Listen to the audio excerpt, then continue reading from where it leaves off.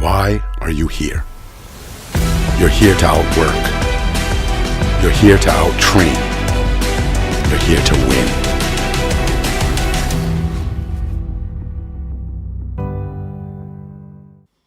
Hey, what's up, you wrestling fanatics? You're listening to the True Wrestling Podcast, Episode 7. Today, I'll just be recapping a couple things about the second weekend of the season. Thanks for tuning in. I'd like to thank my website sponsor, Adidas Wrestling and Soupless Wrestling. Both these guys have been really good to the sport and really good to my website. Please support them. Also, check for coverage of your favorite team on my YouTube page and the website. You should be able to watch CMU highlights versus Michigan, Southern Illinois Edwardsville versus Indiana, and Northern Colorado versus Fresno State in a day or two. If you're interested in doing any coverage for me of a power high school, please reach out to me at Twitter or YouTube.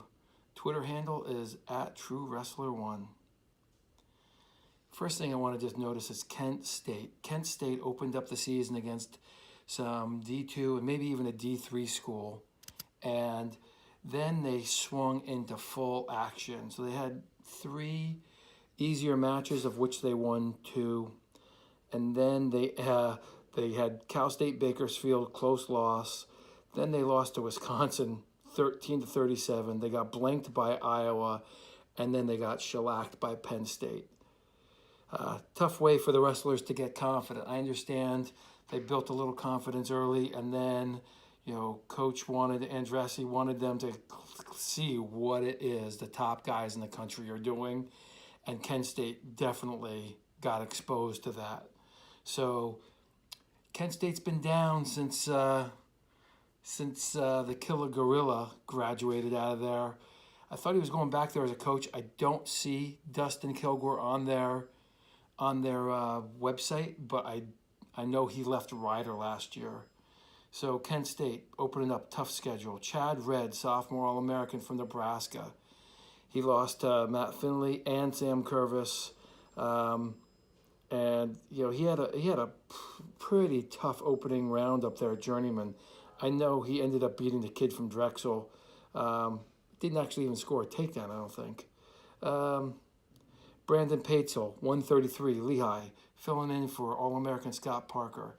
He knocks off Wyoming All-American Bridges 3-1. It's early season. Not everybody is ready, but this just speaks to the growing depth in the Lehigh room.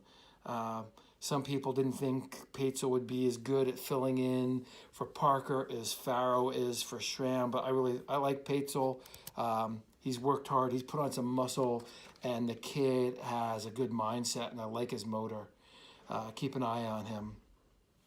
Rutgers got beat up by Utah Valley. Now, before you get on me, some of you fans, look, I'm a fan of Utah Valley. I've tried to do some coverage for them, but it just makes you think about what Rutgers is going to go through this season. That's a big team, Big Ten team, getting not even competitive really at some point there. And there are a couple upsets. John Van Brill, question mark, Star Tour Rise. He went 0-2 with the Journeyman on the first day. Didn't lose to anybody ranked. Lamont maybe is ranked. I don't know, but it was 9-6. And his little brother Mike also lost a pair of matches. The upper weights just don't look settled from Grello up.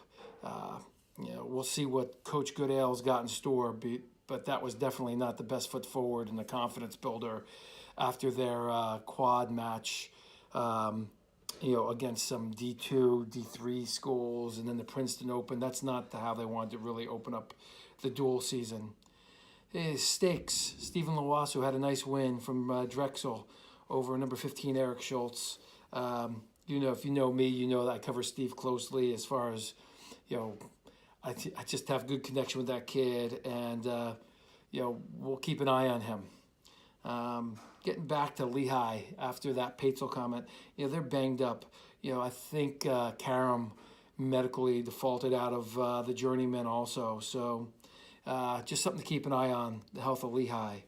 First year D1 program, Cal Baptist beat gonna be in-state rival Cal Poly 28-10. Gives you an idea of what Lenny Zaleski's doing out there, and maybe the state of what Cal Poly is doing out there. I don't know, but we'll be covering the Cal Baptist Ohio State match. I think that's coming up in 2 weeks. Also, look for some interviews this week for Carter Starocki, who just committed to Penn State. Also be talking to Erie Cathedral Prep coach later this week, hoping to get Coach Bell on from Bergen Catholic, and looking to get highlights posted as soon as I get them. Closing out with this, word is a high-profile freshman from a major program is going to be off the roster by the end of the semester. So just something to pay attention to. Every year there's some really good kids who just aren't ready for the D1 lifestyle. It is not necessarily a grind, but it is a lifestyle that you have to lead. And if you're not committed to it and you're distracted by other things, you've got a short period of time at a good school to recover. Coaches might try to help you, they may not. I've coached kids who have missed weight twice and had their money pulled and they've been cut from the team. And I've had other kids who have been at schools whose coaches may have been a little more patient with them. Now, are they more patient because of the potential that they represent? I don't know. There's something different in the growth stage of a program also. A team that is trying to climb the ladder to national recognition has a much shorter fuse sometimes than a program that is trying to nurture a blue chip talent. Anyway, hey, thanks for tuning in. Check back often. You can RSS feed my website. You can subscribe to the YouTube page or on SoundCloud. And you can follow me on Twitter at TrueWrestler1. Talk to you soon.